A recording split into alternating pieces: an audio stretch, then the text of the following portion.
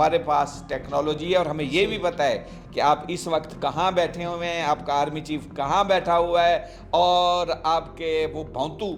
کہاں بیٹھے ہوئے ہیں، ہم ان کو ڈائریکٹ ٹارگٹ کر سکتے ہیں۔ انڈین گورنمنٹ نے جس جنرل کو فارغ کیا ہے، آپ کو یاد ہوگا اس نے پہلے دن دھمکی دی ہے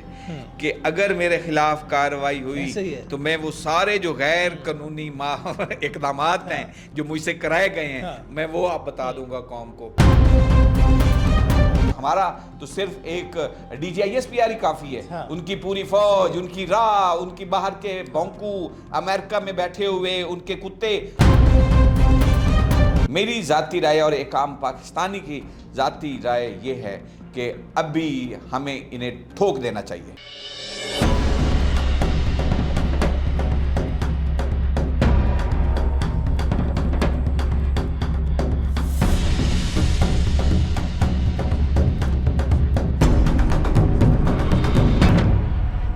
اچھا سر، یہاں پہ میرا جو کویسچن ہے بہت زیادہ امپورٹنٹ ہے، آج کے ٹاپک سے اتنا ریلیونٹ نہیں ہے لیکن بہت زیادہ اہم ہے۔ ہم دیکھتے ہیں جب سے یہ مسئلہ شروع ہوتا ہے پاکستانی میڈیا جو ہے وہ بات کرتے ہیں مودی کے بارے میں، مودی کے اس ایجنڈے کے بارے میں، پروپوگنڈے کے بارے میں، لیکن انڈین میڈیا جو ہے وہ پاکستان کی گورنمنٹ کے بارے میں بات نہیں کرتا۔ اسے جب بھی دیکھتے ہیں عاصم منیر۔ کیا وجہ ہے کہ ہماری گورنمنٹ کی بجائے جو ہمارے چیف آف آرمی سٹاف ہے انہیں ٹارگٹ کیا جا رہا ہے، ان کا ہی نام لیا جا رہا ہے، ان پہ بلیم لگائے جا رہے ہیں؟ رب کریم کا یہ خاص کرم اور عنایت ہے پاکستان پر کہ پاکستان کو حافظ عاصم منیر جیسا چیف میسر آیا ہے، اور جو اندر سے کھڑا ہوتا ہے نا وہ کبھی ڈرتا نہیں ہے، وہ بڑکوں سے نہیں ڈرتا۔ تو ہمارے حافظ صاحب پختہ ایمان رکھتے ہیں، حافظ قرآن ہیں، آپ ان کی ہر تقریر دیکھ لیں، وہ بارڈر پہ بھی اگر کھڑے ہوئے ہیں تو ان کی گفتگو کا آغاز آیات کریمہ سے ہوتا ہے، اور ان آیات کریمہ سے ہوتا ہے جو ہمارے جوانوں کے جذبے کو اور طاقتور کرتا ہے، ہماری پاکستانی قوم کو اور طاقتور اور مضبوط کرتی ہے۔ وہ جب بھی گفتگو کرتے ہیں یوں لگتا ہے جیسے وہ ہماری بات کر رہے ہیں، ہمارے سے دل سے نکلی ہوئی بات آرمی چیف صاحب کی زبان سے ادا آ رہی ہے کہ جب آنکھیں دکھائی ہیں مودی نے پاکستان کو، یا دھمکیاں لگانے کی کوشش کی ہیں، تو پاکستان کی ساری پارٹیاں اور میں پاکستان تحریک انصاف کو اس ایشو پہ یقیناً اپریشیٹ کروں گا، ان کی موجودہ جو باہر لیڈرشپ ہے، پہلے ہی دن پوری کی پوری قیادت نے آ کے متحد ہو کر اور متفق ہو کر تمام سیاسی پارٹیوں نے کہا ہے کہ نہیں، ہم تو کسی صورت میں مودی کی بڑکوں کو نہیں سنیں گے، ہم اس کا منہ توڑ جواب دیں گے۔ سر آپ نے بتایا کہ جو پبلک ہے اس کی طرف سے ری ایکشن جو ہے مودی حکومت کو بہت برا ہے، جو میڈیا ہے اس کی طرف سے بھی برا ہے۔ ابھی میں صبح دیکھ رہا تھا کہ اسپین کی اگر بات کریں، بارسلونا میں جو سکھ برادری ہے انہوں نے مودی کی تصویریں بھی جلائی ہے، جوتے بھی مارے ہیں، انڈیا کا جو پرچم ہے وہ بھی جلایا ہے، جوتے بھی مارے ہیں۔ تو اتنا زیادہ بیک لیشز جب آنا تھا کہ ان کی کوئی ریسرچ نہیں تھی، میں وہ کہتا ہوں کہ ان کے جو سکرپٹ رائٹر ہے نا ان پہ انہیں محنت کرنی چاہیے۔ تو اتنا بڑا پلان کرتے ہیں، اتنے بڑے ملک پہ الزام لگانا ہے تو یہ ایسے ہی لگا دیا انہوں نے، اتنے فارغ لوگ ہیں۔ پہلے 5 منٹ کے اندر انہیں پتہ چل گیا کہ یہ پاکستان نے کرایا ہے۔ پہلے 5 منٹ کے اندر الزام تراشیاں شروع ہو گئیں، ان کے سوشل میڈیا اکاؤنٹس پہ آنا شروع ہو گیا، پھر مودی گودی جو میڈیا ہے وہ بولنا شروع ہو گیا۔ اس کے برعکس چند کلومیٹر کے فاصلے پر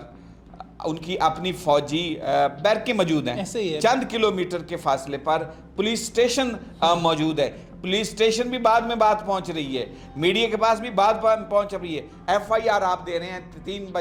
5 منٹ کے اندر پاکستان پہ ایف آئی آر دے رہے ہیں، کوئی شرم ہوتی ہے، کوئی حیا ہوتی ہے؟ وہ کہتے ہیں نا کہ جو ڈھیٹ اور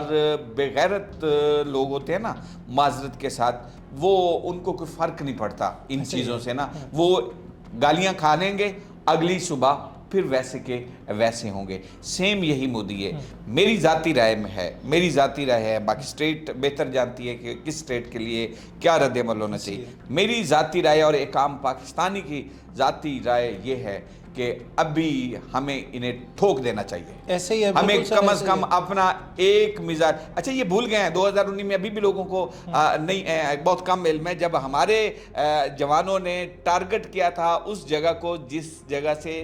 چند منٹ کے فاصلے پر ان کا آرمی چیف موجود تھا اور ہمارے اس وقت فوج نے بتایا تھا کہ یہ ٹارگٹ ہم آپ کو کر سکتے تھے. بتانا یہ مقصود تھا, آپ سے سائڈ پہ کر کے کیا ہے کہ آپ کو پتہ چلے کہ ہمارے پاس ٹیکنالوجی ہے اور ہمیں یہ بھی پتہ ہے کہ آپ اس وقت کہاں بیٹھے ہوئے ہیں, آپ کا آرمی چیف کہاں بیٹھا ہوا ہے اور آپ کے وہ بھونتو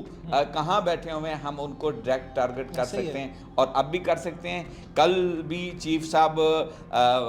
جو ہماری مشقیں ہو رہی تھیں وہاں آگے جا کے, اور یہ ان کے آرمی چیف بیانات کل آ رہے تھے کہ وہ اپنی ترجمانی کر رہے تھے اور ہمارا تو صرف ایک DGISPR ہی کافی ہے. ان کی پوری فوج, ان کی راہ, ان کی باہر کے بونکو امریکہ میں بیٹھے ہوئے, ان کے کتے سارے ایک طرف, اور ہمارا شیر, ہمارا صرف DGISPR. ہمارے تو چیف کو پریس کانفرنس کرنے کی بھی ضرورت نہیں ہے. یہ بتائیے گا کہ آنے والے دنوں میں انڈیا کا اور کس طریقے سے پردہ فاش ہونے والا ہے کہ انہوں نے جو کہا تھا کہ پہلگام فالس فلیگ آپریشن جو تھا پاکستان نے کروایا ہے, ان کے اپنے ڈاکومنٹ جو ہے وہ لیک ہو چکے ہیں, اور کیا کیا چیزیں آنے والی ہے کہ جس پہ انڈیا کا جو منہ ہے ایک دفعہ پھر نہ صرف پاکستان میں, انڈیا میں, بلکہ عالمی سطح پہ کالا ہونے والا ہے. بالکل کالا ہونے والا ہے, کالا ہو رہا ہے. ایک تو یہ ابھی جو بڑا کلیئر ان کے ڈاکومنٹس لیک ہوئے, پھر ان کے اندر